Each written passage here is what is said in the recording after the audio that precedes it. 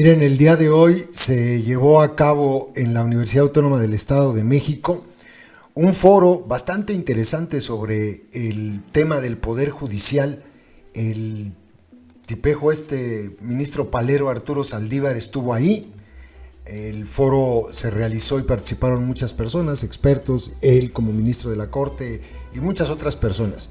El caso es que en este foro, sobre el tema del Poder Judicial y lo que está tan en boca de López, del infame Merolico y su reforma que pretende enviar, él se pronuncia en analizar, dice, todas las opciones que permitan mejorar el sistema de integración de la Suprema Corte, pero también de otros organismos judiciales. Esto es lo que dice. Sin embargo, se pronuncia en contra de que los ministros de la Suprema Corte sean nombrados en elecciones abiertas en las que cualquier persona se pueda postular.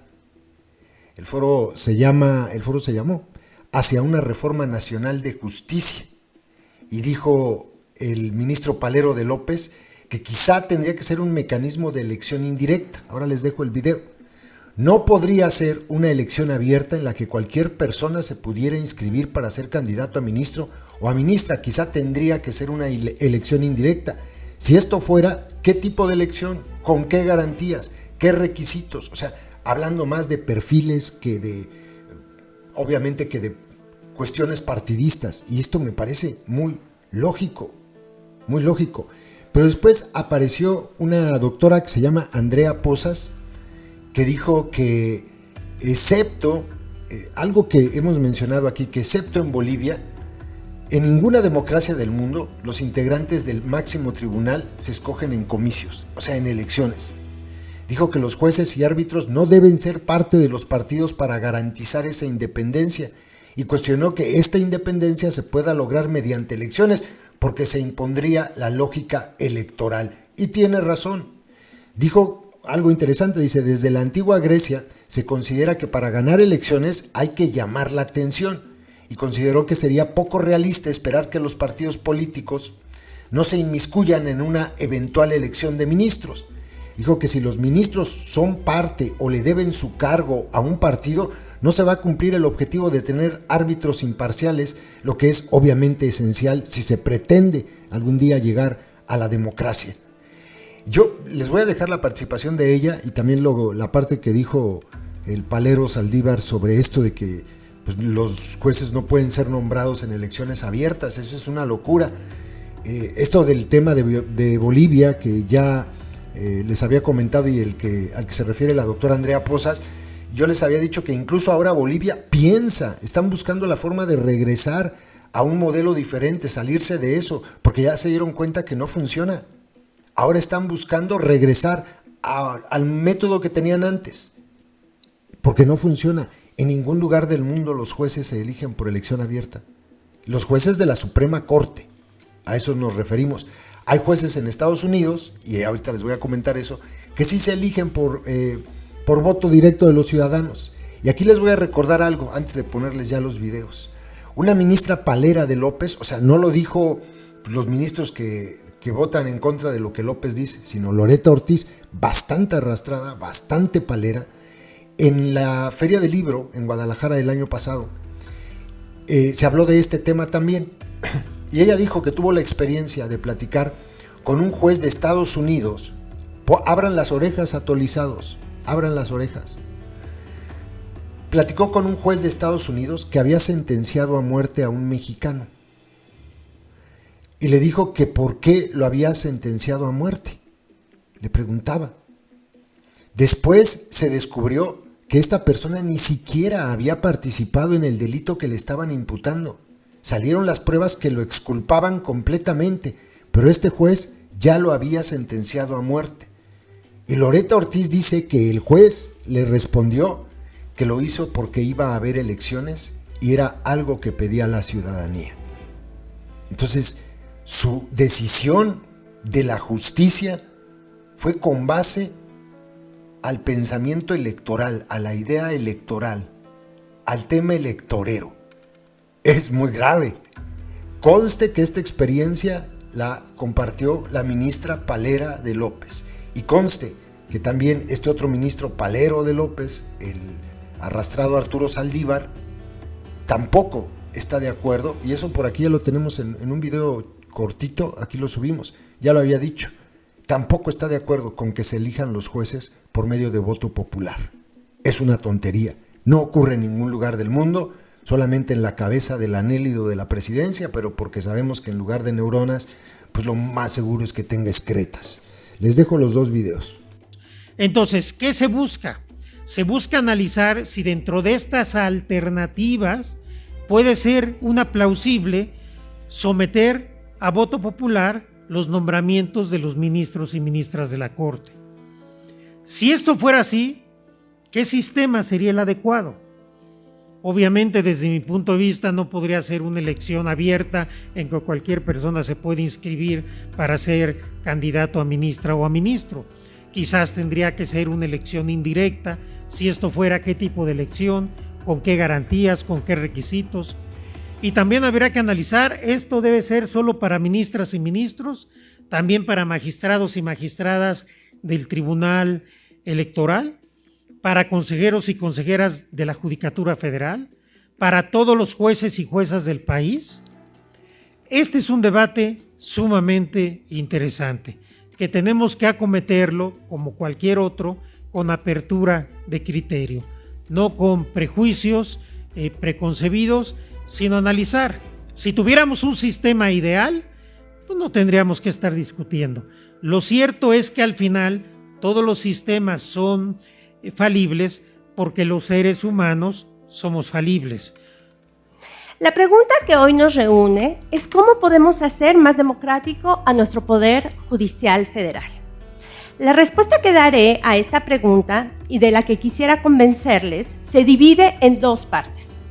La primera está dedicada al carácter democrático de la propuesta que apoya la elección directa de las y los jueces de la Suprema Corte de Justicia.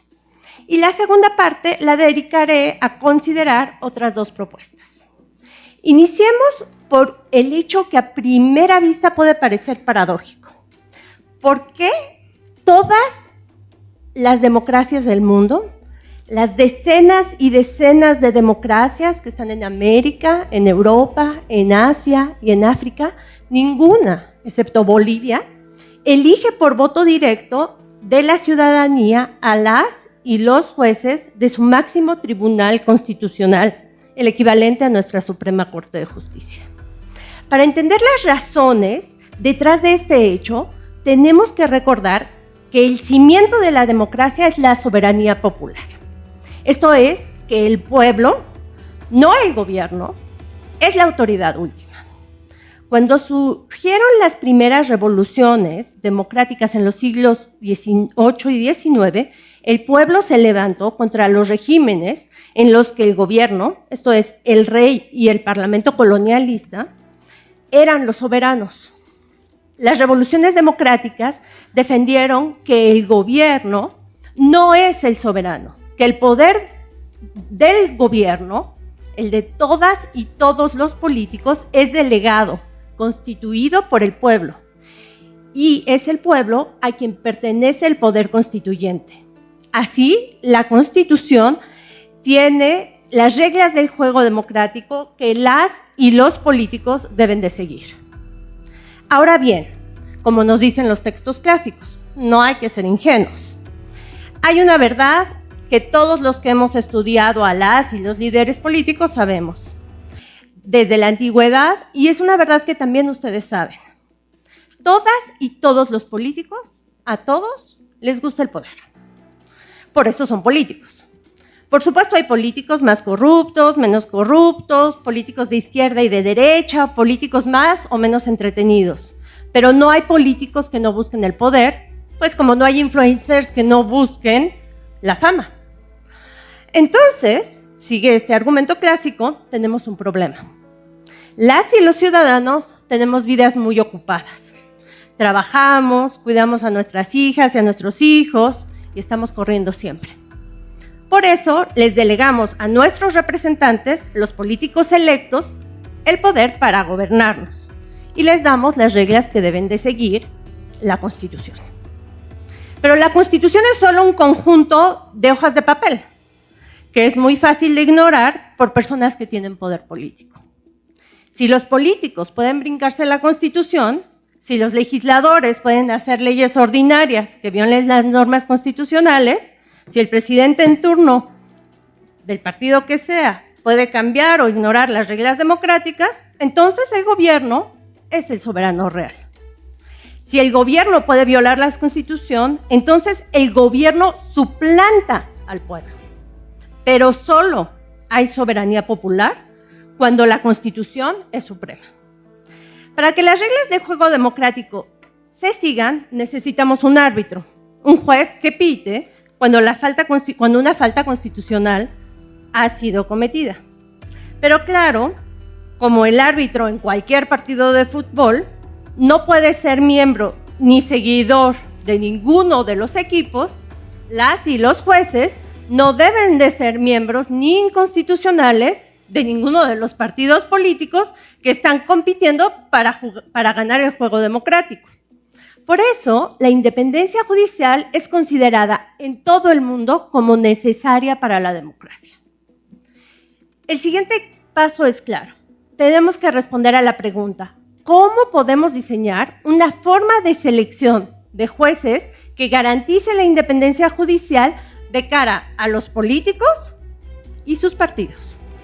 En particular, para la discusión de hoy, tenemos que preguntarnos: ¿podemos garantizar que los jueces sean independientes de los políticos si son seleccionados por medio de elecciones directas? En otras palabras, ¿podemos obtener jueces y juezas que sean ajenos a la política electoral si los seleccionamos por medio de elecciones? Como vimos, la respuesta plasmada en prácticamente todas las constituciones democráticas del mundo es negativa. No podemos hacer que el puesto de ministro de Suprema Corte se obtenga por medio de elecciones sin que la lógica electoral determine el proceso de selección. ¿Pero por qué? Para responder esta pregunta, les presentaré primero las razones teóricas que sustentan esta conclusión y después me referiré a los resultados de múltiples estudios científicos sobre las elecciones supuestamente no partidistas de los jueces y las juezas locales de las entidades federativas de los Estados Unidos.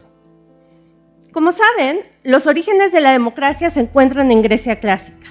Es relevante recordar que en Grecia las elecciones no se consideraban una forma de selección democrática, sino se consideraban una forma de selección aristocrática.